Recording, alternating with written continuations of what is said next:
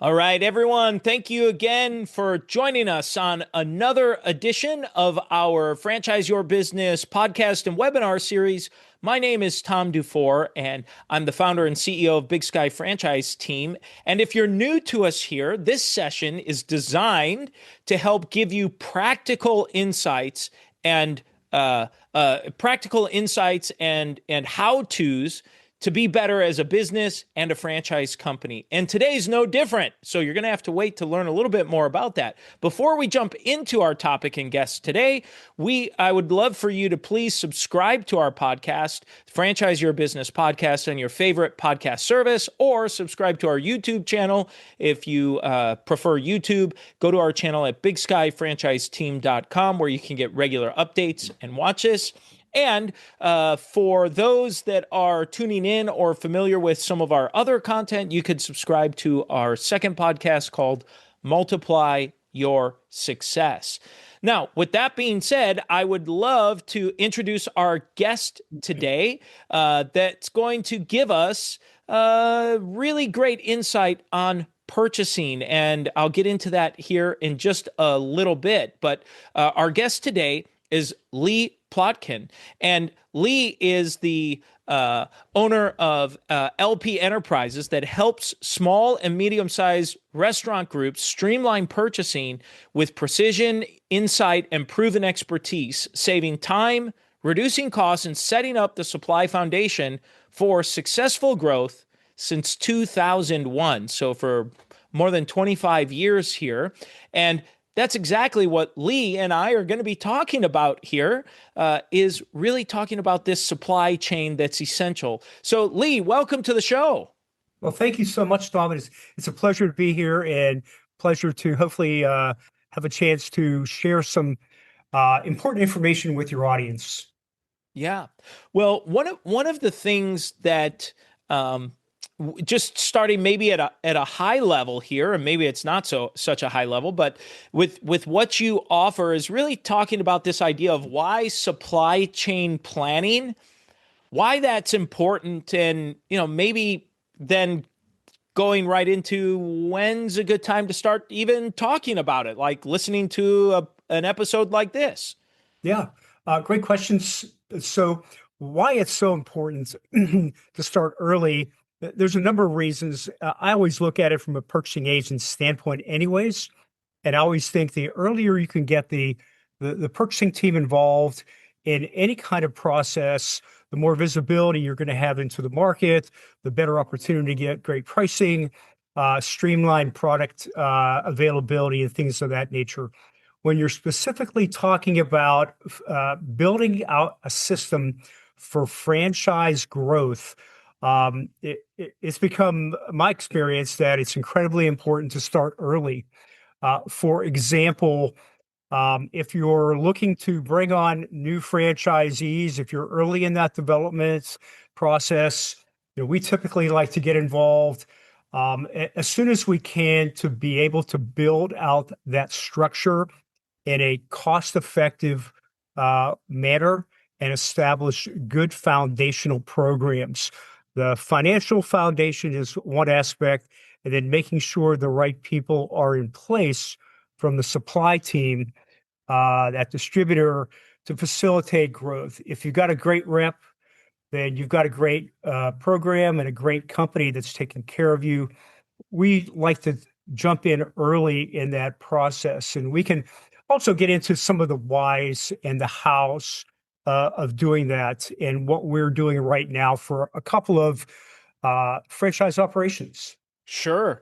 Well, Lee, I realized here, I want to take a step back and have you help define what this planning is. So what is supply chain planning? I guess I should have started there. That should have been my first question. Yeah. So let's start there. Yeah. So great question. So supply chain planning, especially when you're looking at growth, is look, first of all, looking at the products that you're using, and making sure you've got the quality products in place. And so now, your supply person can go back to the manufacturers and start negotiating manufacturer deals. When you're talking about um, your distributor programs, we want to make sure that you're able to consolidate as much as is feasible on a broadline truck, or if you need a dedicated produce distributor, then how do you put that in place where that program can grow across the country? So everything that we do is with an eye to how do we reframe things to get product across the country as your concept grows. The earlier you can do that, the better. Give you an example for one of our recent clients has two locations in the Midwest and is bringing on new franchisees. They just signed up a franchisee agreement for 5 locations. So we've got about 8, 9 months before that brick and mortar store is open. So we're going to consolidate product. The framework is pretty fragmented right now. So we're looking to consolidate product. We're bringing on a chemical program that's going to streamline things so you have contract pricing around the Lee, country. I'm sorry to interrupt you here. Yeah. And this may just be my lack of some of the fine details of Yeah, sure understanding thing. your business. So when you were talking about with this example with this franchisee that bought Yeah. in a new multi-unit operator, this is a food service business, right? Is Yes. that okay? It's a So restaurant, it's a and restaurant. yes, it's a restaurant, and we're actually working for the franchisor. Okay. And And yes. and so when you say the product or such is fragmented, what's included in these fragmented pieces? What does that mean? Is it the actual food? Is it the paper goods? Is it what's part of that? Yeah, great question. Thank you for taking me a step back in that conversation. So you're absolutely right. So this particular client is buying most of their food product from a broadline distributor. Their paper goods, their chemicals are coming from a paper company. They're getting some products from a local specialty supplier, and there's a couple of those specialty suppliers, and there's a produce company in the mix as well. So now we're taking that process and we're asking the questions: what belongs where? What belongs on the broadline distribution truck? Now we can maybe get manufactured deals for paper and disposables. We can increase that supplier's delivery size, if you will, and we can reduce their margins accordingly and still make it profitable for that supplier. So now you have a program that might be more attractive financially to potential franchisees as you grow, and you're looking at margin improvements right off the bat. You're lowering delivering fees, you're reducing startup risks, and you have day one buying power. The fact that we're starting early in those processes allows us to uh, structure that framework and get the right people in place. So then Lee, for this example, are you when you get involved, is it you're kind of acting as a if I understand correctly, I want to make sure I'm understanding this correctly. Yeah. Almost like the purchasing manager or buyers or the buyer's agent for Yes. whether it be the franchisor in this instance, maybe some franchisees that engage with you independently, and then you're essentially helping them streamline and figure out the most cost effective way to get the products that they or Yes. goods that they're looking that they would normally be using anyway. That's exactly right. So, Okay. so we are an outsourced department for them. We just don't carry the burden and the high cost of having someone full time, especially at this stage of their growth. And we have that visibility and that experience to be able to step back and say, okay, let's customize this based on what your needs are, how to get product across the country. Do we want to entertain conversations with your distributor to consolidate? Are you at a point in your maturity where we can actually take this program out to bid and structure the financial foundation that way? For this particular client, we want to structure the programs first and build that volume and build that infrastructure before anything would go out to bid. So we're customizing things. we're turning it around a little bit differently. And then we're going to look at produce programs. How do we have the same products across the country? Can we contract products with the growers that reach each one of those supply companies? What belongs on the produce truck? Are there specialty products that we could possibly add that Cisco won't carry? And those are some of the conversations that we're having right now surrounding that. Great. So then one of the things I think about is what you mentioned before about really trying to give a cost savings Yes. to the ultimately to the franchisee in this instance, or Yes. in the Yes. franchise space where the franchisee would be have a saving.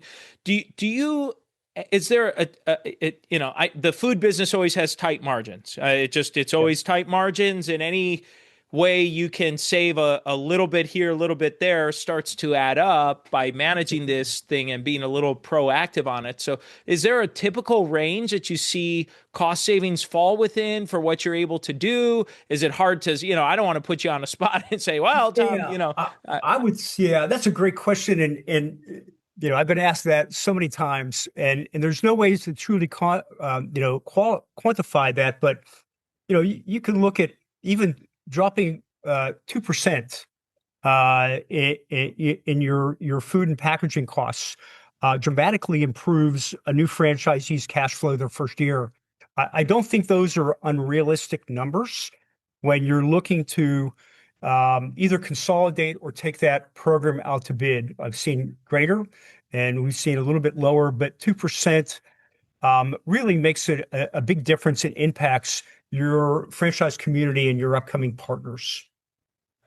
Well, I think it's interesting because I think, my viewpoint is that for the franchisor's job, if part of their job is to, I always encourage clients and franchisors to think about how can you help your franchisees find savings through whether it be bulk purchasing, economies of scale, or having the ability to work, for example, with a group like yours and others, where if to try, I'm always thinking as from the franchisor mindset, I'd love to try to get the savings to my franchisee such that it essentially offsets the payment of the royalty, so that Exactly. that royalty becomes a non-issue with the savings, and maybe even in an ideal scenario do better. So you're part of this, I think, solution. Absolutely. So we do that. That's what we're structuring through these bid outs, or we're creating that platform for that ROI to come back to their franchise community in a real effective way. And another big aspect in that whole equation is how do you get product across the country if you have proprietary product, if you have custom blended seasonings and marinades? How do you do that effectively without impacting their bottom line? And so what we have found, be happy to share with you and your audience, is we typically start with a redistributor called Dot Foods. If you're familiar with them, I'm not quite sure if that name rings a bell. They are the largest redistributor of product in the country. And we'll go back, for example, with this franchisor who had custom seasonings, marinades, and we asked the question, who in your manufacturer portfolio has the ability to do custom seasonings that have low minimum order quantities? If we can have them produce one pallet and put it into the DOT system, then we can average out freight across the country for all of their supply, their franchisees, and all the Cisco's, the US Foods out there, the GFSs, the performance food groups can buy 1 to 2 cases a week from these redistributors. So, not to get too much into the detail there, but it was on my bullet points to be able to bring up and help your community talk about how do you get that product across the country? How do you overcome those geographic challenges in a real cost-effective manner? To your point, Tom, that hits the franchisee's bottom line and brings more ROI back to cover those royalty costs. Well, what you just shared makes me think a little bit about some clients I've worked with over the years that have some kind of a unique or proprietary product offering. Yes, And it always seems to be a pain point when maybe, let's say, this restaurant is franchising and they're in a specific region, and the supplier they find just happens to be local, and geographically they could maybe go 100 miles or right, 200 miles, no problem. But now all of a sudden you're starting to expand out of that zone, and there's this proprietary product. And right, I remember years ago, I had a client in the that had custom. It was a meat type that he had custom made for. I think it was a Philly steak sandwich that he made at his restaurant.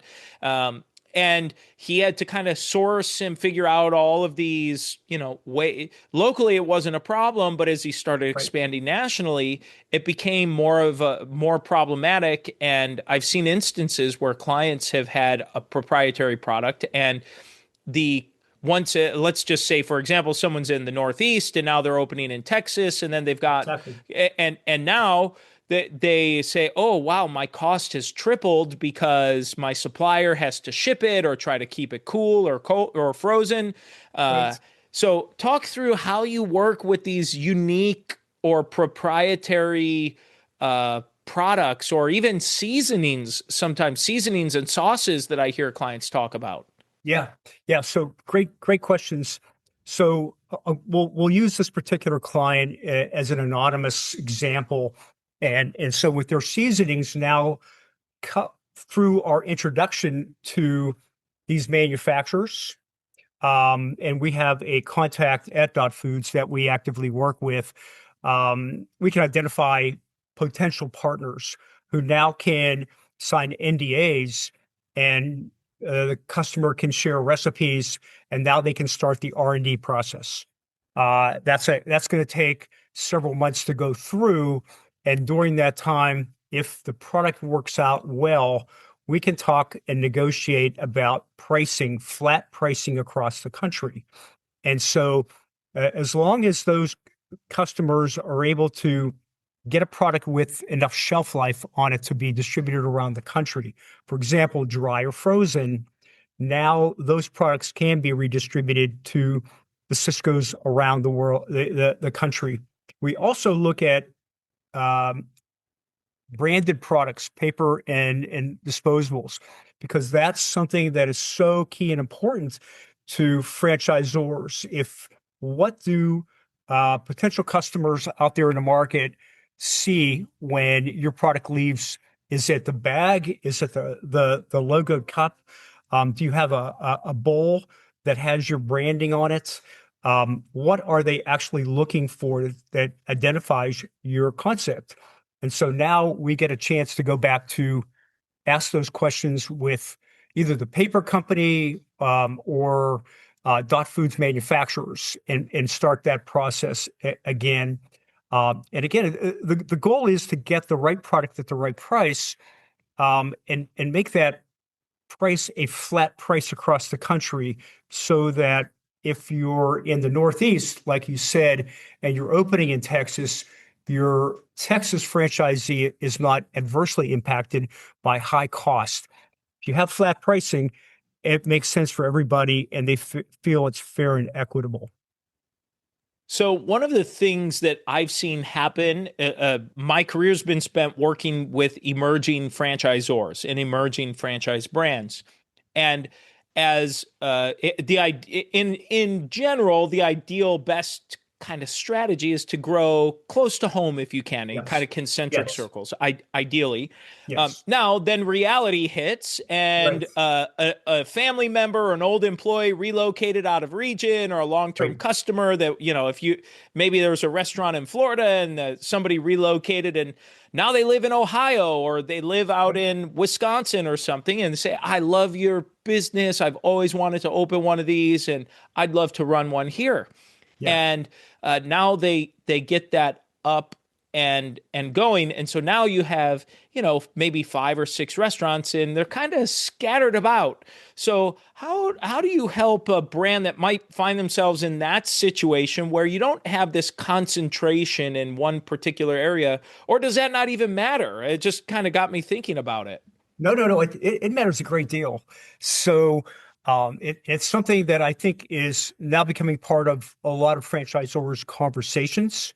And to your point, you're going to have the onesies and twosies that pop up in different parts of the country. So understanding that the more you're able to saturate a market, the better economics you're going to have, the better ability to get product across the country. Um, so when those kinds of questions come up, it's a great time to entertain conversations with your distribution partner. Once you level set that foundational piece and talk about where you're looking to open and identifying what products are truly important to your brand and what's realistic. At that point, you may have to identify some alternative products that this lone wolf can be using, if you will, in Texas and in the Texas market until that saturation occurs. Um, or using Hormel bacon, if you will. Everybody stocks Hormel bacon, for example. If you have a breakfast and lunch concept, is it time to look at a product that the Cisco or US Foods or your distributor stocks across the country, that it's a national branded product. We look at it as what's a realistic alternative, and we try to get way ahead of that foundation. If we have to sometimes, and if it's a dry product or if it's a paper product, we can do auto shipments, and those can be, through Dot Foods or from a manufacturer to the distributor, but that adds cost to the equation. But it's a conversation that happens quite a bit now. I know with this particular customer, uh, they have 5 units that were sold, and three are going to be in one area, and two are going to be in another area. So they're starting to build out those areas for future growth, knowing that they're only going to open with one.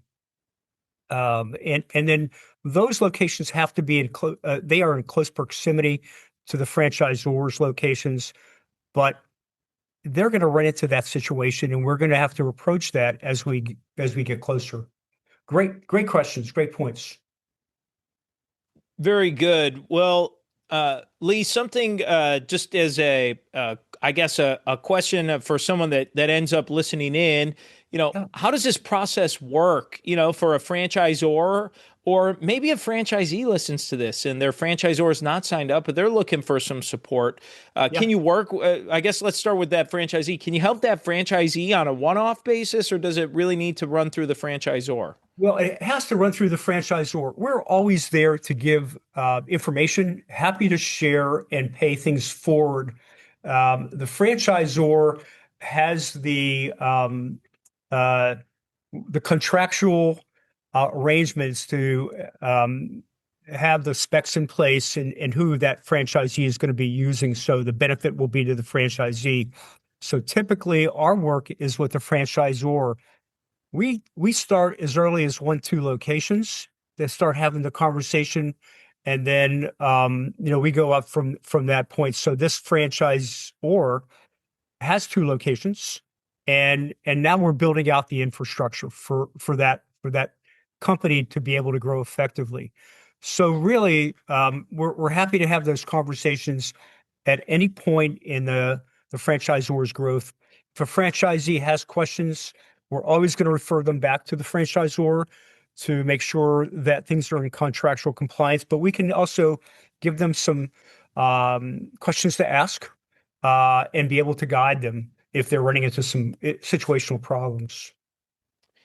Great. And for that franchisor, Lee, that listens into this or hears what's going on, someone says, "Okay, Lee, you caught my attention. I've got an interest in at least starting a conversation or learning a little bit more." What are the steps? What should somebody do? Well, the first thing they could do is reach out. just reach out and the information that they probably want to have is, how many locations do you have now? Give us an idea of what your annual volume is or your annual food and beverage sales and your food cost. We can back it out from there, and we can start a conversation with that franchisor at whatever stage they're at.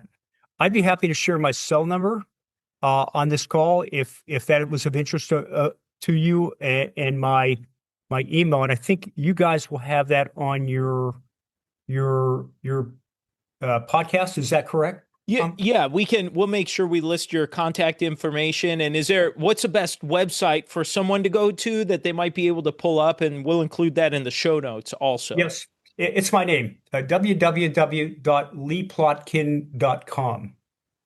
Perfect. Perfect.